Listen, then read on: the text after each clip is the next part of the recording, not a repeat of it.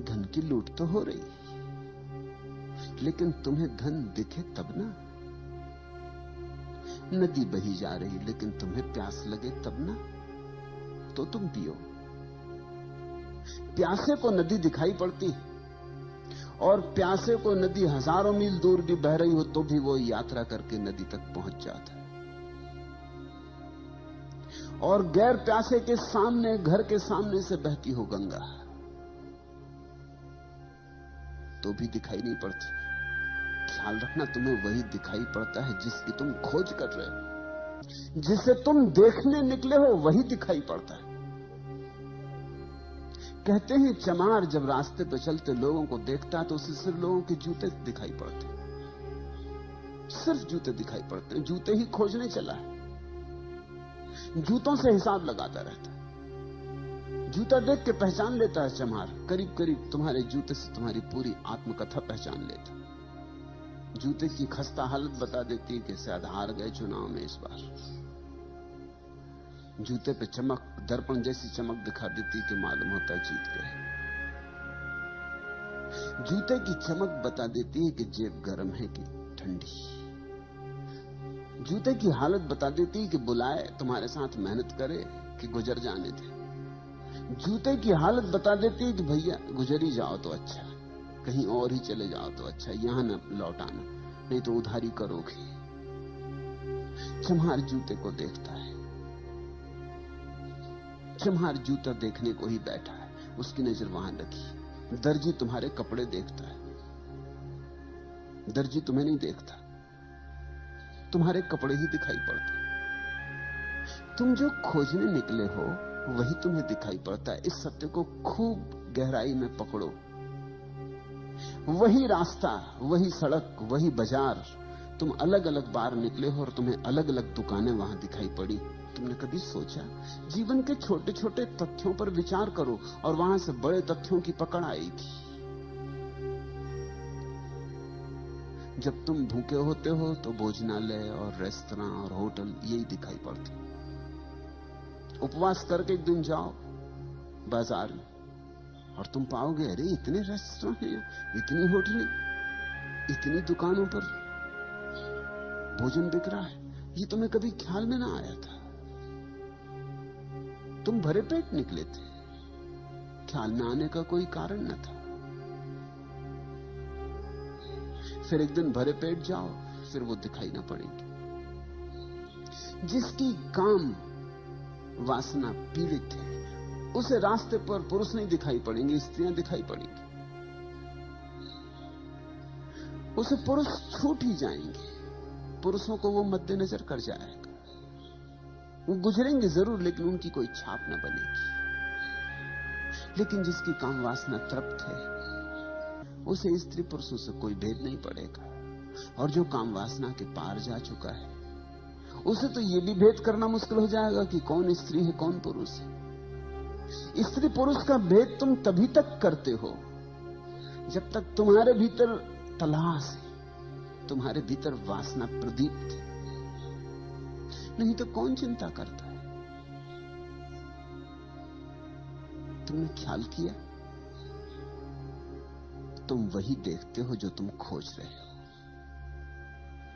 तो पलटू तो कहते हैं कि भागवत धन की लूट हो रही, ये सामने ढेरी लगी है, लूट सको तो लूट लो। खड़े खड़े क्या देख रहे हो, पलटू कहते। लेकिन जो खड़े खड़े देख रहा उसको वहां धन दिखाई नहीं पड़ रहा, उसे वहां कुछ भी दिखाई नहीं पड़ रहा। या ये भी हो सकता है कि जो लूट रहे हैं वो उसे पागल मालूम होते, क्योंकि जब उसे धन नहीं दिखाई पड़ता और ये टूटे पड़ रहे हैं तो पागल ही तो मालूम होंगे। ये किस चीज पे टूटे पड़ रहे हैं, यहां कुछ भी तो नहीं है। उसे लगेगा ये सब मन की कल्पना के जाल में पड़ गए। ऐसी तो होता है, तुम यहां बैठे हो, जो लोग यहां नहीं हो वो तुम्हें पागल समझते हैं, वो पागल समझेंगे ही। वो कहेंगे किस कल्पनाओं में पड़े हो। अरे यथार्थ जगत को देखो, किस सम्मोहन में उलझ गए हो, किसकी बातों में उलझ गए हो। ये सब बातें हैं, इनमें मत उलझ जाना, नहीं तो घर गृहस्थी खराब हो जाएगी। बाल बच्चों को देखो, पत्नी को देखो, परिवार को देखो, अपने कर्तव्य का ध्यान रखो, यथार्थ को देखो। ये किन बातों में पड़े हो? इतना समय दुकान पर लगाओ, बाजार में लगाओ, कुछ कमाओ। कमाई हाथ में आएगी तो कुछ काम आएगी। ये धर्म चर्चा, तत्व चर्चा, ये किस काम में आएगी? इसकी रोटी बनाओगे कि कपड़े बनाओगे, किससे छप्पर बनाओगे? इससे बच्चों का पेट नहीं भरेगा और न पत्नी के लिए साड़ी खरीद सकोगे। किस झंझट में पड़ गए हो? लोग तुम्हें समझाते हैं, लोग तुम्हें कहते होंगे अभी भी लौट आओ, अभी ज्यादा नहीं गए हो, नहीं फिर पीछे लौटना मुश्किल हो जाएगा, कहीं ज्यादा मत उतर जाना इसमें, होश हवास न खो देना, औरों ने खो दिया है। उनकी बात भी ठीक तो है, उनकी तरफ से ठीक ही है। अब यहां लोग मेरे पास आए हैं, दूर दूर से आए, कोई जापान से है, कोई जर्मनी से है, कोई ईरान से है, कोई इथोपिया से है, कोई अमेरिका से है, कोई स्वीडन से आया है, कोई इंग्लैंड से है, कोई इटली से है। दूर दूर से लोग आए, करीब करीब जमीन के हर तरफ से लोग यहां मौजूद हैं, सिर्फ चीन और रूस को छोड़ के, क्योंकि वहां से आ नहीं सकते। लेकिन मेरे पड़ोसी भी हैं यहां पूना में, वो नहीं आए। वो समझते ये सब पागल हो गए, इनका दिमाग खराब हो गया। और उनकी बात में भी सच्चाई है, उनकी तरफ से सच्चाई है। उनको यहां कुछ दिखाई नहीं पड़ता, यहां धन लुट ही नहीं रहा है। धन तो वे कमा रहे हैं, तुम तो यहां बैठे बैठे धीरे धीरे निर्धन हो जाओगे। तुम्हें लग रहा है कि तुम धन लूट रहे हो, तो एक बात समझो, धन और धन भी तो देखना पड़ता है। जिन्हें बाहर की वस्तुओं में धन दिखाई पड़ता, उन्हें भीतर की वस्तुओं में धन नहीं दिखाई पड़ता। जिन्हें भीतर की वस्तुओं में धन दिखाई पड़ जाता, उन्हें बाहर की वस्तुओं में धन नहीं दिखाई पड़ता। बुद्ध ने अपना राजमहल छोड़ा तो उनके सारथी ने, जब उन्हें छोड़ने गया जंगल में, उसने उनके पैर पकड़ लिए। सारथी ने, बूढ़ा सारथी, बचपन से बुद्ध को रथ पर घुमाया किया है, बचपन से बुद्ध को बढ़ते हुए देखा है, उसका भी बेटे जैसा लगाव है बुद्ध से। उसने बुद्ध के पैर पकड़ लिए और कहा कि ये क्या कर रहे हो, जंगल में कहां जा रहे हो?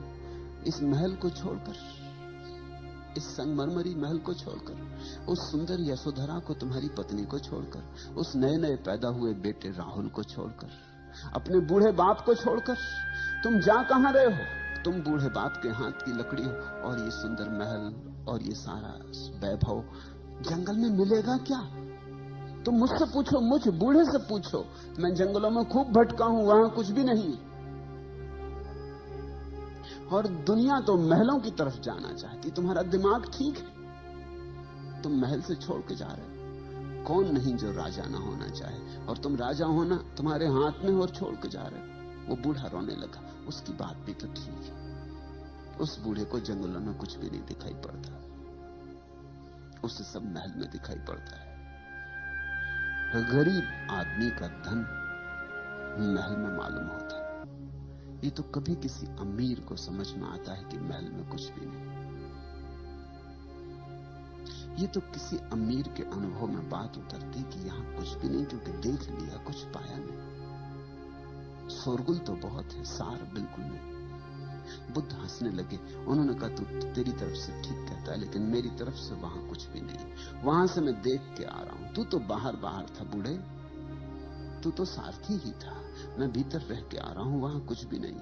और जिन्हें तू महल कहता है, सुंदर आलीशान वैभव से भरे संगमरमर के, उन्हें मैं केवल लपटों में जलता हुआ देख रहा हूं। मुझे जल्दी दूर निकल जाने दे, इसके पहले कि वो मुझे भी खाक कर दें, क्योंकि वो बहुतों को खाक कर चुके। मेरे पिता के पिता और उनके पिता और उनके पिता, वो सब वहीं खाक हो गए। मुझे भाग जाने दे। वहां लपटें उठ रही। वो बूढ़ा देखता है महल की तरफ, वहां कोई लपटें नहीं। ये बड़ी दृष्टियों का भेद है। और बुद्ध ने जो कहा था ठीक ही कहा था, क्योंकि जंगल में ही मिला। जो धन था, परम धन था, वो एक दिन बैठकर जंगल में ही मिला।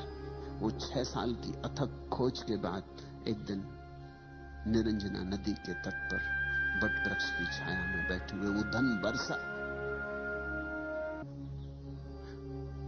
तो एक अदृश्य धन है, तभी तक अदृश्य है जब तक तुम्हारी आंखें बाहर से उलझी। उसी दिन दृश्य हो जाएगा जिस दिन तुम्हारी आंखें बाहर से मुक्त हो गई। दृष्टि की क्रांति चाहिए। तुम पूछते हो, पलटू कहते भागवत धन की लूट हो रही, और जो चाहे सो ले। ठीक कहते हैं, 100% ठीक कहते हैं। बस चाहना ही पर्याप्त है लेने के लिए। जो चाहे सो ले, कोई रोक नहीं रहा है। समाधि का धन ऐसा है कि उसे कोई भी रोक नहीं रहा है, तुम्हें कोई बाधा नहीं डाल रहा है। मगर बड़ा मजा है, जिस धन पर बड़ी बाधाएं हैं, जो तुम्हें मिलना एकदम आसान नहीं, उस पर तुम टूटे पड़ रहे हो।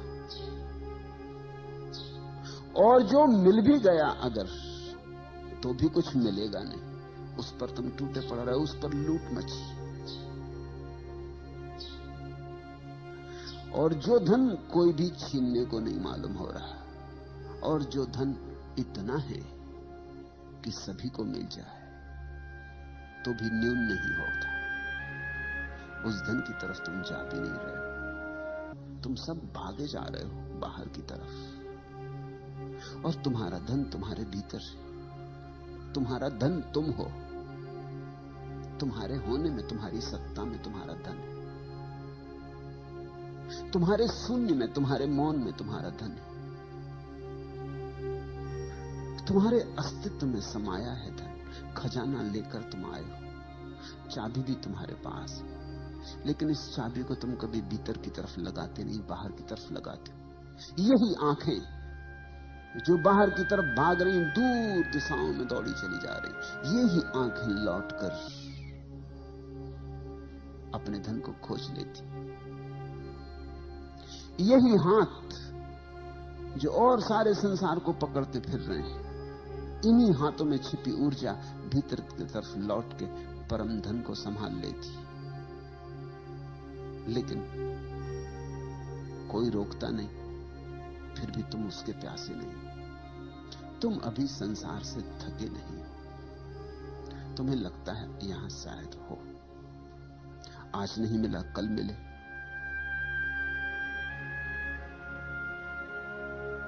जितना मिला है शायद इतने से तृप्ति नहीं हो रही, थोड़ा और ज्यादा मिले तो तृप्ति हो जाए।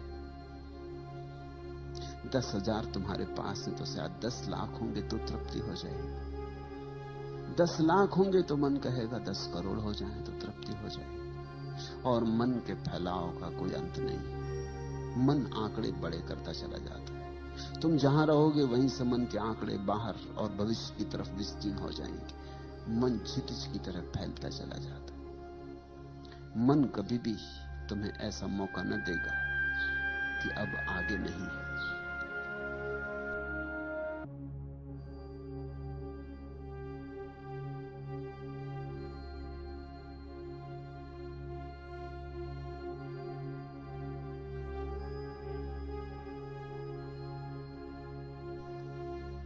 धन की लूट तो हो रही, लेकिन तुम्हें धन दिखे तब ना।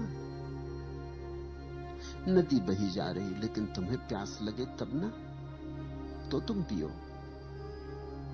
प्यासे को नदी दिखाई पड़ती, और प्यासे को नदी हजारों मील दूर भी बह रही हो तो भी वो यात्रा करके नदी तक पहुंच जाता। और गैर प्यासे के सामने, घर के सामने से बहती हो गंगा, तो भी दिखाई नहीं पड़ती। ख्याल रखना, तुम्हें वही दिखाई पड़ता है जिसकी तुम खोज कर रहे हो। जिसे तुम देखने निकले हो वही दिखाई पड़ता है। कहते हैं चमार जब रास्ते पर चलते लोगों को देखता है तो उसे सिर्फ लोगों के जूते दिखाई पड़ते हैं। सिर्फ जूते दिखाई पड़ते हैं। जूते ही खोजने चला है, जूतों से हिसाब लगाता रहता है।